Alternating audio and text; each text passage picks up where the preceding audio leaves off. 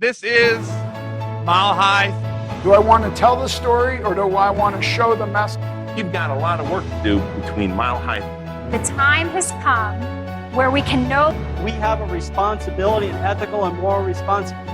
We have to do it better in order to move people along. Up, down, inside out. If you get your mind right, it is not. It is a receiver of thought. Because love is my first technique. It's now time for the show.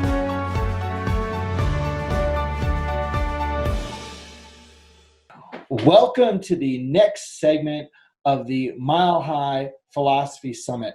We are so excited that you joined us for this. This is the largest online philosophy summit in chiropractic history by the number of people that have registered. We are so psyched.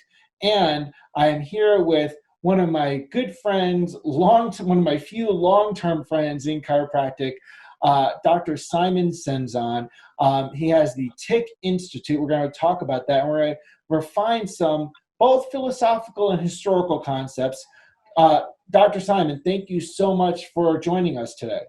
Yeah, sure. My problem. Pleasure. Great to be here. Long night with the kids last night. We all, anytime we get to talk to you, we're really excited, and you have so much value that you add. The information that you add in the Tick membership is phenomenal. Let's just mention real briefly what that is, and then dive into our topic. Yeah, sure. Yeah, people could become a member at Tick, the Institute Chiropractic. It's institutechiro.com.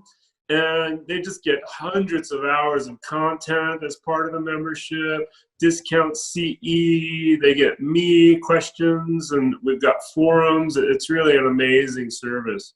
And I have to say, you've done such a gift with that and so many things you do for chiropractic. I know your impetus is that there's a lot of miseducation, myths, and such about chiropractic history taught in chiropractic colleges, unfortunately, right now, that you want people to have clear information so that people are knowledgeable for generations to come. And I appreciate that so much about you, and I know so many others do. So I think a good place to start would be this concept that really I feel you brought forth. If I'm not correct, let me know. Brought forth of the waves of chiropractic philosophers. Yeah, well, this is something I've been focusing on now as part of that idea to really give people the same body of knowledge. And it seemed like a really easy way for people to start to understand the history of the ideas and also the schools of thought in chiropractic. So one way to look at that is how people from different time periods in chiropractic base their ideas on the last set of books or teachers. So I've really looked at this as these different waves of philosophy in the profession, which is just a great way to understand, how we got to where we are today. Excellent. Can you describe what the waves are and where they each sourced from? Because they were pivotal on a different person that led certain ideas, if I understand correctly. Yeah, I like to think of it in terms of the first wave, which was really D.D. Palmer and the first chiropractic authors, which were students of D.D. and students of B.J. So between, say, like 1907 and 1915, there were about 10 books that got published. Most of them were by school leaders, from BJ and DD to also Smith and Langworthy and Davis and Loban and Howard. So all those guys had schools and had textbooks. And then the next wave came after them, which was really the first Green Book authors, Firth and Burrich and Vetter, who went on and started their own school in Indianapolis in the 20s and the 30s. Also Jim Drain's books came out in the 20s. So that was the next wave from about 1915 to 1927 when Stevenson's book came out. And then I think of the third wave really from Stevenson to about the 1940s, where BJ wrote Bigness of the Fellow Within. Also, Drain wrote a book at that time, Man Tomorrow. And then there were some other really important texts that came out during that period. Chiropractic researchers, Werner's book came out in the early 50s. And then the 50s and 60s, I think of it as sort of a new renaissance where these new researchers were looking at the ideas in chiropractic, but they were going back to D.D. Palmer for the first time.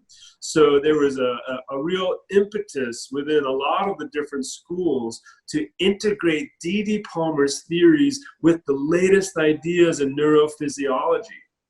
So that really actually spurred a whole new wave of thought and theory in the 70s and 80s. So there was a whole nother wave that emerged when chiropractors really started to look more at peer-reviewed literature and try to have academic conferences. So there was some really interesting dynamics at that period. And then the next wave really happened when CCE showed up on the scene, which is now going back almost 50 years since CCE became the sole accreditor for the schools in the US, which really caused kind of a fracture in the chiropractic discourse. So that's when like Sherman College came around that time. Life Chiropractic emerged around that time. So there were sort of splits in the straight chiropractic community. There were also these new academics showing up on the scene like Joe Keating and all these other authors. So there was a whole new polarization and a whole new level of academic discourse. And that's really gone on into the 90s. And then I think of the latest wave really in terms of some of the latest philosophers and theorists out there today. We've got books by Rob Sinnott. We've got other history books about D.D. Palmer that have come out in the last few years. There's the ACP program and the LCP program, and there's some really good academic writing happening, and plus some of the books I've done and articles in the last few years. So when you look at it in that context, that's kind of a big overview of the history of ideas in chiropractic, kind of a snapshot. But it just gives you a place to kind of sink your teeth into. Like, if I really want to understand these ideas, let me focus on one time period and see if I could really understand what people were thinking then and how that was influenced by the time period before it and how that influenced the next time period. Which is a whole different way to think of it, instead of just like, let me learn Stevenson's text or let me read a B.J. Palmer book. It's more of like putting those in the bigger picture of the ideas. Excellent, excellent. And again, the resources that you put out have been so valuable. I think it would be remiss if we didn't mention something, since the timing of this interview and this summit, philosophically, it would be remiss if we don't touch on the coronavirus and the Spanish flu. I know you've done some posts that were very inspiring. Can you say anything about chiropractic in both these times? Sure. Yeah, I did post a whole bunch. We've got a private page on Facebook for TIC, right, which is not just for members, and we posted a bunch there. And, you know, one thing I posted a few years ago that I published, actually, last year it came out. There was one of the articles that I did in the Journal of Chiropractic Humanities. I looked at the emergence of acute and chronic chiropractic care, which were new kind of methods that emerged. And one of them, really, acute care, really showed up as part of the Spanish flu pandemic. Someone like Jim Drain, who had published several books. He was the head of the Texas Chiropractic College. But at the time, during the flu pandemic of 1918, he had a private practice in rural Texas. He took a horse and buggy out to the patients who were dying. And this is a whole different context for the way chiropractic emerged. Chiropractors took care of the sickest people. They took care of the people that the medical establishment had given up on. And they saw miraculous cures, miraculous changes, people restored to their health. And Drain, he wrote about some of these experiences, and he said he would go to their houses and he would adjust them through the night. And he would monitor their innate recoil. He would notice their breathing, he would notice their response, he would notice the thermography, and he was able to track how often they should continue to get adjusted. And he gave some protocols, like based on how well they were responding, whether they were on the trajectory to die, which a lot of people were back then he would adjust them more frequently, like every hour or every 2 hours or every 6 hours, every 6 hours or more, depending on how they were responding. So that was one protocol. Then there was Ashworth, whose family started the Cleveland schools. She hired a driver who would take her from house to house, and she was taking care of the flu patients like that. So, and you know, these chiropractors, they had to report their cases to the state and county boards. So a lot of their cases were documented. So when people say, oh, that's just kind of this myth, a lot of it was actually documented facts that the chiropractors had less deaths in their patient bases. And this one guy, Forster, who was one of the leaders of National Chiropractic College in that time period, he said that it was because of the flu pandemic of 1918 that chiropractic entered a whole new stratosphere of acceptance in the culture, because people saw that their loved ones were living, and it really changed the whole perception of the profession. That's so amazing. And when we look at that today, it's totally different context. But I mainly posted those things to inspire people to know that, you know, we can rise to this challenge in really interesting and powerful ways with our patient bases. Excellent, excellent. Thank you so much for sharing that. And this is the kind of stuff that people have in the TIC membership. I cannot emphasize it enough. Let's talk about innate intelligence. Innate intelligence, when I went to chiropractic school, was what we talked about all the time, right? What does innate do? What does universal do? There's less talk about innate in chiropractic circles, sadly. And so one of your areas is there's language differentiation relative to the terminology of innate and universal. Can you help people get a better understanding of these terms? Yeah, sure.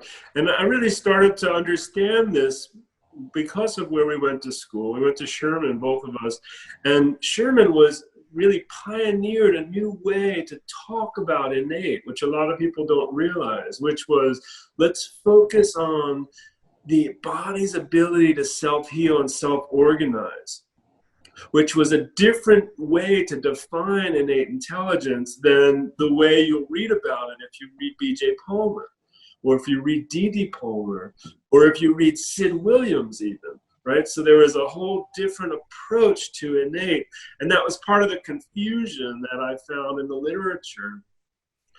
B.J. Palmer and D.D. Palmer used the same word, innate intelligence, or the same phrase, or two words, to describe spirit, soul, why the living system is alive versus dead, right? Which can relate to soul and spirit. But also, when you look at how D.D. Palmer originally wrote about it, it was, oops, sorry about that. It was to talk about how the body was adapting to changes, right? So when he first wrote about it, he was talking about how the bones develop osteophytes as responses to environmental pressure and environmental stressors. And then a few years later, he added the spiritual stuff. So one thing I got from that differentiation that we got at Sherman was that really we were using one term to describe different levels of being. One level is the body's ability to self-organize. Another level is spirit, soul. Another level was the relationship between intuitive insights and the educated brain's ability to receive that. And BJ described that as information from the innate wisdom to the conscious thinking brain. So by differentiating it and owning those terms, we can move the chiropractic discourse forward. Because what happens is a lot of people want to just throw out all the spiritual stuff that BJ and DD wrote about it and just talk about the body's ability to organize, which was important to preserve the importance of vertebral subluxation, right? To say, let's just focus on that and not worry about all the weird spiritual stuff. The problem is the critics can pull out any of those quotes any day of the week and say, oh, you're using that term. Well, this is how it's defined. And if we don't differentiate how we're defining our terms and how we're understanding those original definitions and describing those today, then we leave ourselves open to the subluxation deniers, the baseless attacks, all the stuff that goes with it. So one of the reasons why I did that was to really establish a philosophical and a linguistic foundation for the philosophy to keep developing. Yes, and I think also around that time and connected to Sherman College, and again, please refine or correct what I'm saying if I'm speaking incorrectly. The Triune of Life, Reggie Gall connected intimately with Sherman College, right? That Triune of Life really discusses innate intelligence in the vein of what I believe you're talking about. Yeah, absolutely. Yeah, and Reggie was really the pioneer of that differentiation, really. And I think of it as a difference between Reggie Gold and Sid Williams, at how the kind of straight community split. Because Sid was still talking about the innate, talking to the educated, and Reggie was really saying, let's not even talk about that. Let's just focus on subluxation because it's in danger of being lost in the profession. Right. So it's really, how can we take those insights and develop them even further? That's really what I've been focused on now for quite a bit. Excellent. I'd like to ask you something else, and if you're comfortable talking about it, I think you'll be, because this innate intelligence concept, the concept of intellectual adaptation, and that relates to innate intelligence. I think it relates to what we're talking about. I know a lot of people haven't even heard of that term. Yeah, and I think, it's, I don't know if we have enough time really to go into it. Why don't we save it for our next 30 minutes? Save it for our next time? Okay. Yeah. All right.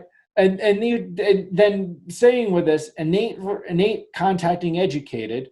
So right. In the model that we're differentiating, compared to, like, I have a book here of how does, from BJ, a pamphlet, that I got it when we were at Sherman, how does innate contact educated, how do we define that in the context of what you're talking about? Yeah, well, it's complicated, right? So really, I mean, when we think of it in the context of B.J. Palmer, he was writing the really, really advanced ideas about that at the same time that Maslow was starting to write about humanistic psychology and his hierarchy of self-actualizing people, right? So B.J. Palmer should really be understood along the lines of one of the leading humanistic theorists of our time. So I think one way to think of it is in terms of inspiration. He wrote about it. He used the same term, innate intelligence, which I think is fine as long as we can just include our definitions in sequence, right? Instead of saying innate intelligence is just this, we need to specify and say innate intelligence is really a multi-leveled thing. And really, if we're thinking about it ontologically, it's like a multiple object. It has different meanings to different people based on what they've learned, how they're thinking, their way of thinking. And we need to be able to navigate that complicated territory.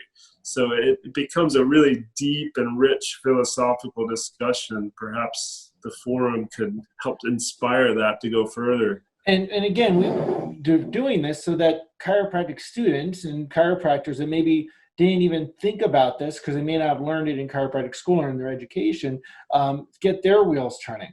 So then if we're talking about innate intelligence and defining terms and having more clarity, innate and universal. universal, innate's a subset of universal. How can we more understand the distinguishing between the two?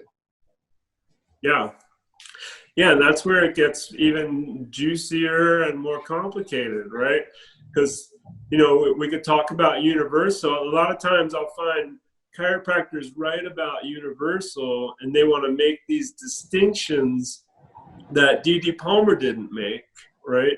And D.D. Palmer had a totally different worldview when he brought up the concept of universal. He was writing about it from an experience, right? He had spent decades practicing as a spiritualist, and the spiritualists, they had a whole doctrine of infinite intelligence. That was part of their kind of Bible. There's this little book called The Spiritualist Manual, and it starts with infinite intelligence as one of the main principles. And that goes back to the 1890s. So they would put themselves in these trance states and these meditative states and these hypnotic states and have this oneness with all of creation. And then they had this philosophical explanation for what they were talking about.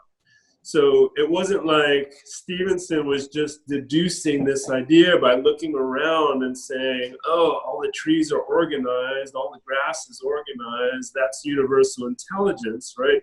That's one way we can get to that, but that's not how D.D. Palmer got to it, right? That he got to it from the inside, not from observing the outside.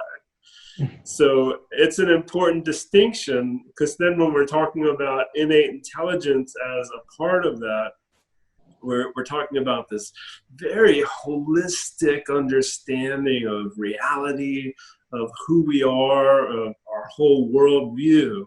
So instead of it becoming just something that you believe because you learned it, it becomes something that you know because you're having an experience of it, which is, again, from the inside or the outside. And then it's also coming from different lenses of observing the world and just experiencing the world. Exactly. Yeah. And which are both true, right? So that's the key, right? Or they're all have their own levels of truth to them. So how can we integrate that into a framework, which is really one of the focuses that we have at the Institute Chiropractic. In the Institute Chiropractic, the goal there is to really develop an integral framework and to offer a philosophical framework for people to put all of this together as a profession and really develop a whole new way that we can develop the philosophy and move the profession forward. Yes, agreed. Another thing that comes up, and I know when we were in chiropractic college at Sherman, a phrase that was said frequently, it might have been Betty Gilardi or one of the many instructors, okay, which was that the chiropractor thrusts and innate adjusts, right? I remember hearing that over and over again. I thought it was such a wonderful and beautiful thing to say in terms of giving credit to where credit's due. However, I don't think a lot of chiropractic students understand that philosophically, or even get, and I say students, I don't necessarily mean people in school, because we're all chiropractic students, right? So you're a chiropractic student. So how can that, the chiropractor thrust, innate adjust, apply this innate intelligence and universal intelligence? Sure. Yeah, I think, again, that's, for me, when that concept really fits in with understanding the inherent intelligence within the organism, understanding not just the philosophy of it, but also what is a self-organizing system? What's the science of self-organization or nonlinear dynamics of a living system? Because those ideas really were developed alongside the philosophy of chiropractic. Right. So the idea is, when you're putting the input into the system at the right time, at the right place, with the right amount of force, then the system could optimally use it. And the organism is going to try to adapt the best it can to any input that comes into the system. So the idea there that BJ Palmer really developed was the more specific you can be, the more accurate you can be, then the more innate is going to be able to accept that force, right? Excellent. But again, it was, but to understand that really specifically and in the context of system science, I think takes a lot of the BS out of it, right? Because people have used that to say that's just a cop-out, right? And chiropractors can use that as a cop-out. Oh, I don't need to be specific with my adjusting because I'll just put in a force and I can hit them with a shovel and Innate will take care of the rest, right? So again, it's that nuance of understanding the philosophy, the science, and the art all together. Yes, people can use it as a permission to not be accountable, right? Right, exactly. Yeah, yeah. Right. Versus you can use it as more reverence for what you're working with, as in the honor of the calling of being a chiropractor. Totally. Yeah. Which would be two different ways to interpret that. So now you instruct, help, teach in so many ways. I'll leave this as an open question to you. Is there a particular chiropractic philosophical point that you get asked frequently that you'd like to use this moment to clear up or help people understand better? I know that's very wide open. Yeah, that's wide open. People ask me a lot of historical questions, a lot of times, a lot of really weird nuanced things. One thing I'd love to share with people, and I'm going to ask the Chiropractic History Journal permission to post my newest article, which came out over the summer, so everybody has a chance to read it. And it's an important article. It's probably one of the most important articles in the history of chiropractic in terms of chiropractic history, because it's the first article that I wrote with the PhD program that I'm in right now, and I wrote it with a scientist, and it's a history article about the Morikubo trial, which was really an incredible look at what it is that happened at the trial, like what are the actual facts. It's one of the main distortions in the chiropractic literature that I've noticed is this idea that the philosophy of chiropractic was invented as a legal ruse because of the Morikubo trial. And you see that in the literature a lot, and you see that sort of as an underlying myth in the subluxation deniers, that philosophy was just something that got invented so that chiropractors can be legal in court and win court cases. And we're able to show systematically, scientifically, in a reproducible way why that's not true and what really happened at the Morikubo trial and how that started to affect the literature of the last 40 years. So that's one thing I'd love people to get. I think we'll be posting it soon once I get official permission and people can look at it and get the facts. And so then when you see that kind of thing, if you hear it in a classroom or you see it on Facebook, you'll have the facts that that's just not true, and let's redirect the conversation towards empirical facts, what I'm calling evidence-based history. Good. We're running out of time. I want to give a moment for you to be able to mention about the TIC program again. So can you just share again what people get with that? And then I'll have one more question I believe we'll have time for. Yeah, sure. So when you become a member at TIC, you get into the back end of the website, which has hundreds of videos, short videos, longer videos, pretty much every live class that I've taught in the last 10 years just about, as well as all of the short videos that I've recorded over the last few years, these what I call them weekly tics. which I've done about 70 of those. I've done just dozens and dozens of little videos. So you get all of that. You get a forum. You get discounts on books. You get discounts on CE credits, online CE credits. And you get access to me and questions answered and a whole community of chiropractors who are really getting all of these same facts together at the same time all over the world, which is, I think, really the essence of it. I think it's vital, and I was very glad when you launched that around the time at Mile High many years ago. So, quick question: one of my favorite, you introduced me to J.R. Drain and introduced many people. One of my favorite statements in there, if we can have a short answer to this, was that subluxation that J.R. Drain says in that book, Chiro Thoughts. Subluxation is the manifestation of the cause of disease. Some of my favorite statements I read in that book. Can you share a little bit about that? Yeah. Physical manifestation of the cause of disease. Yeah, and that term, that phrase actually goes back to about 1905 when they had one of the very first meetings of the UCA. I think it was 1905 or 1907. It was right around when the UCA was forming.